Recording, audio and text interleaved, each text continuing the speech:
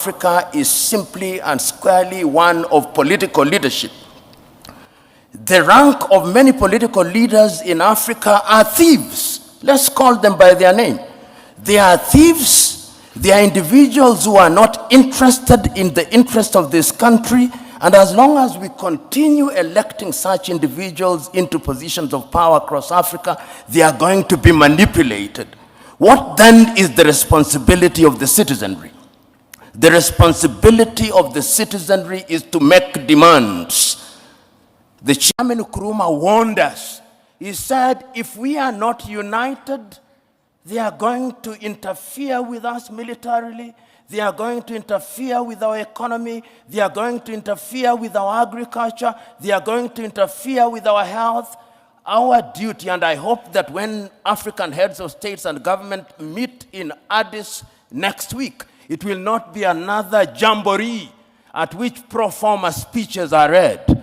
I hope it will be an occasion to give meaning to Africa Agenda 2063. I hope it will be an occasion to give meaning to Africa. We are not doing well, and I'm going to be blunt at these functions. If you ask the chair of the African Union who funds the African Union, possibly 60% of the budget is externally funded. He who pays the piper calls the tune. That is the reality of the world. We must begin to pay for our own things in order to be understood and to be respected. In other words, Africa recognizes the need to define herself and to define her agenda. And I do not begrudge nations that define themselves. If you ask the chair of the African Union who funds the African Union, possibly 60% of the budget is externally funded.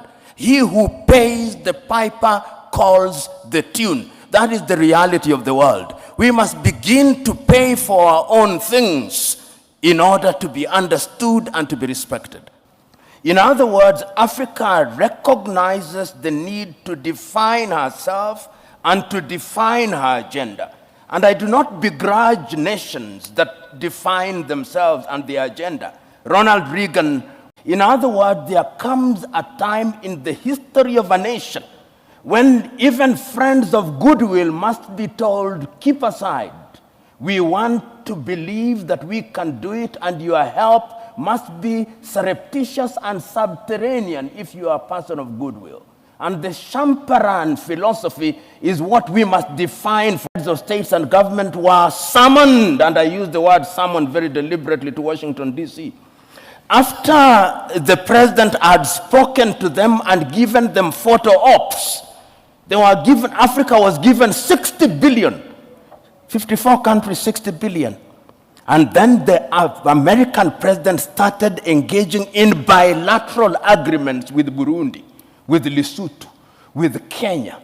That is what we are saying, that going forward we must be conscious. And as to training, our own Ngugi wa Thiong'o, in a book called The River Between, tells his lead character Waiyaki, go unto him, learn what he has taught you, but bring it home and customize it for the benefit of our people. Learning is universal. Africa recognizes trade within Europe is at almost 60%.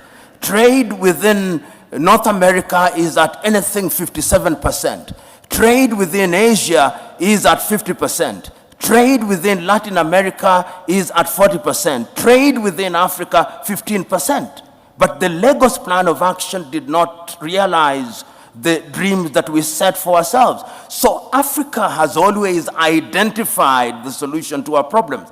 In fact, and the president of the commission, of the chairman commission, will agree with me, if you listen to Kwame Nkrumah when he spoke on 24th day of May, 1963, he said, the only way in which we are going to ensure that we survive in this hostile world is to have one government. Perhaps some said he was naive, he was too idealistic, but he could see it.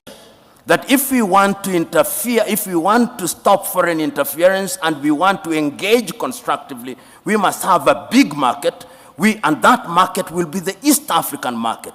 Hence, Kenya, Uganda, Tanzania, Rwanda, Burundi, South Sudan, and now the Democratic Republic of Congo, and the Somalis are coming in, and I'm told the Ethiopians are also contemplating. And not only in East Africa, in ECOWAS.